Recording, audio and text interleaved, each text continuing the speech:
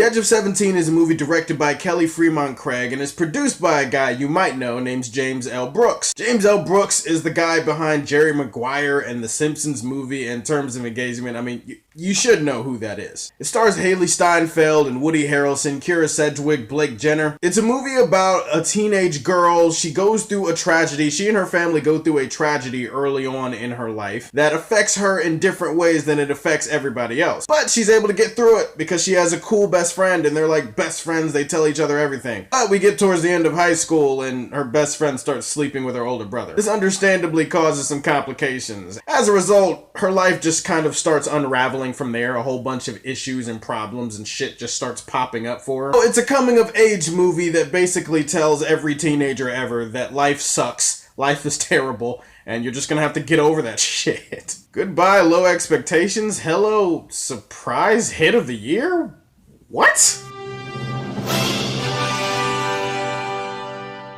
I saw this movie a couple of weeks ago at a pre-screening, and at no point going into the movie did I actually sit there and go, yep, this is gonna be one of the best movies of the year. This is gonna be awesome. I can't wait. I'm looking forward to it. Now I saw another generic teen drama, and I just didn't really give a shit. Holy shit, guys, this movie is really good. You gotta start with Haley Steinfeld. She plays Nadine, the main character in this movie. She owns every scene that she's in. She steals every scene, she owns it, she leases it, she rents it, whatever you want to call it. Haley Steinfeld was tremendous in this movie. She's a character that gives such a wide range of emotion throughout this movie. Half the time she makes you want to cuss her out, and then the other half of the time she makes you want to hug her and bring her in close. There's definitely a great attract and repel quality to her character, but she is so relatable, she's so real, and she just makes you want to root for her in every single moment of this movie. She's also really funny. And that's another thing I can say about the humor in this movie as a whole. Humor in this movie is very clever, it's very well written, it's very crude and very raunchy.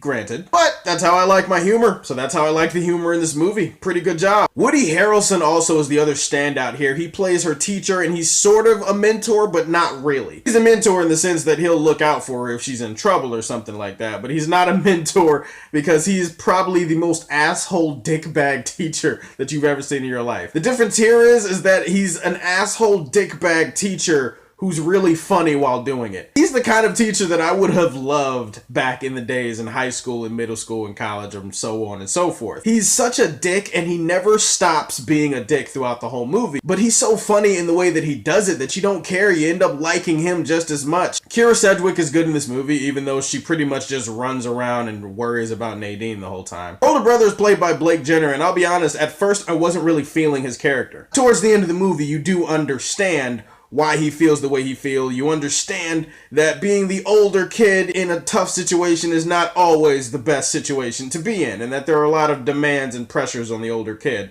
that some people will never know about. I didn't know about that because I was a middle kid, and middle kids don't get shit. At least that's what I tell myself as I cry in my bed every night. It's very heartfelt, the acting is terrific, the dialogue, the humor, everything. I was laughing my ass off during various portions of this movie. As far as coming of age movies like The Breakfast Club, I mean, this movie is probably right up there. I mean, it's a terrific, well-rounded, extremely well-balanced movie.